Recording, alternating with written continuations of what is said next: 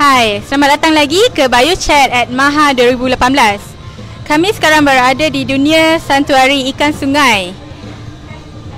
Bersama saya, Encik Muhammad Faris, Ketua Cawangan Perikanan Darat Bahagian Perlindungan Sumber. Apa khabar hari ini, Tuan? Alhamdulillah, sihat. Okay. Dunia santuari ikan mempamerkan ikan-ikan asli sungai di Malaysia. Bagaimanakah penglibatan dunia santuari dalam Maha 2018? Pelibatan dunia santuari ini selain daripada kita nak bagi untuk tunjukkan kepada pengunjung-pengunjung yang kemungkinan besar tak pernah tengok lagi ikan-ikan ni. Selain daripada itu, kita nak bagi awareness, pendidikan kepada publik bagaimana ataupun tugas fungsi jabatan adalah untuk memelihara, untuk masuk konservasi dalam sumber asli ikan di Malaysia ini. Jadi kita nak bagi pendidikan. Sebab kita banyak kita ada pamerkan juga contoh-contoh apa yang kita telah buat sepanjang 5 tahun. Kita lepaskan ikan ke pelbagai-bagai sungai, jumlahnya melebihi 4 juta setahun. 4 juta setahun. Okey, apakah wow factor kepada pengunjung yang nak datang melihat Maha 2018 ke dunia santuari ikan ni? Bagi wow factor pula, dunia santuari ikan ni merupakan brand new, yang terbaru. Maha sebelum ni tak pernah ada, biasa saja. So yang ni serba baru dan pengunjung boleh merasai sendiri jungle feeling. Sebab kita sediakan dengan audionya seumpama kita duduk di tepi sungai, di dalam hutan dengan bunyi-bunyi air, bunyi-bunyi burung, dan lebih selesa berbanding yang sebelum ini. Itu. Okey, jom kita masuk ke dalam.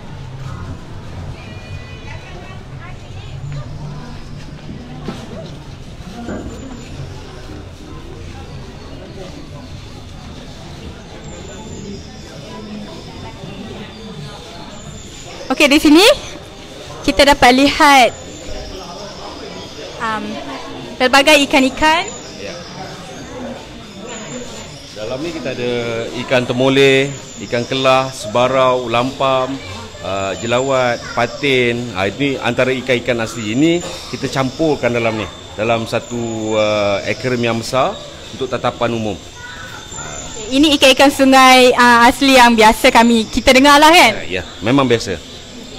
Okey, ada tadi ikan-ikan yang terbaru. Ya. Selain daripada itu, di dalam dunia santuari ini juga pada Maha kali ini kita bawakan beberapa spesies yang tidak pernah dipamerkan pada sebelum ini. Sebagai contoh, ikan kelabau, kan? Ramai tertanya-tanya kenapa dia panggil kelabau.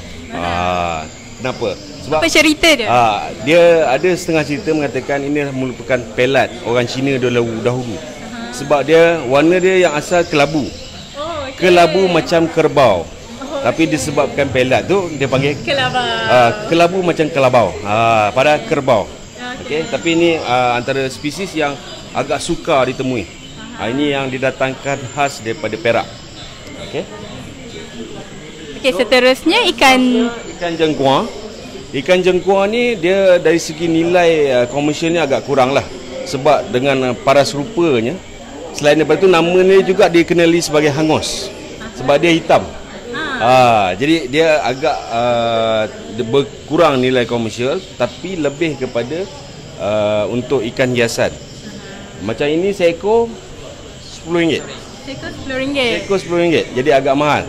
Berbanding kalau kita nak makan, sebab jarang orang makan lah. Jarang orang makan. Tapi saya pasti ada yang berminat dengan hitam, ikan hiasan hitam pasti akan menyukai ikan jengkuang. Dia kalau besar, dia punya perut ni dia ada stripe warna merah yang agak menyelah. So, ini berapa umur dia? Belum ada stripe lagi lah kan? Dia tak ada lagi. Belum agak jelas lah. Dia punya stripe merah dia tu belum nampak lagi.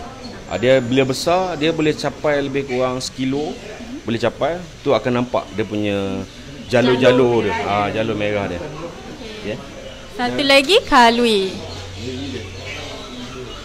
Dan seterusnya okey, yang terbaru lagi. Dan yang satu lagi kita bawakan khas daripada Jerantut, Pahang adalah baung kenerak. Kalau orang muda-muda kita panggil baung combat. Okey, beza dia? Sebab dia ada camouflage punya stripe tu. And then ini agak sukar juga untuk ditemui. Dia hanya di kawasan-kawasan sungai berbatu. Dia menyerupai di luar negara kita namakan gunj. Tetapi saiznya lagi besar. Macam contoh di India dia lagi besar. Kita lebih kurang antara 7 ke 8 kilo saiz dia. Tapi ada nilai komersial. Tapi agak mahal. Agak mahal untuk kita nikmati lah. Masih kurang dikenali lah. Masih kurang dikenali.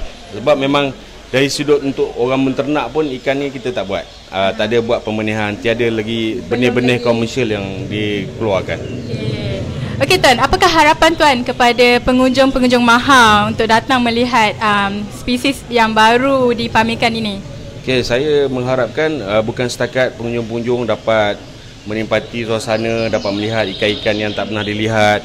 Selain itu, saya mengharapkan agar pengunjung dapat mengambil iktibar kan, apa kepentingan dalam penjagaan sumber. Janganlah kita orang kata kita nakkan sumber-sumber ni kekal sampai ke anak cucu. Berpanjangan. Itu yang saya harapkan. Sebab kita selain daripada itu kita war-warkan juga apa yang jabatan lakukan dalam usaha untuk mengekalkan ekosistem terutama perikanan darat ni. Okey, tuan-tuan, puan-puan boleh dengar bunyi macam berada di sungai. Okey, nanti kita akan bertemu lagi di siaran akan datang. Saya ingin mengucapkan terima kasih kepada Encik Faris dan juga Jabatan Perikanan. Jumpa lagi.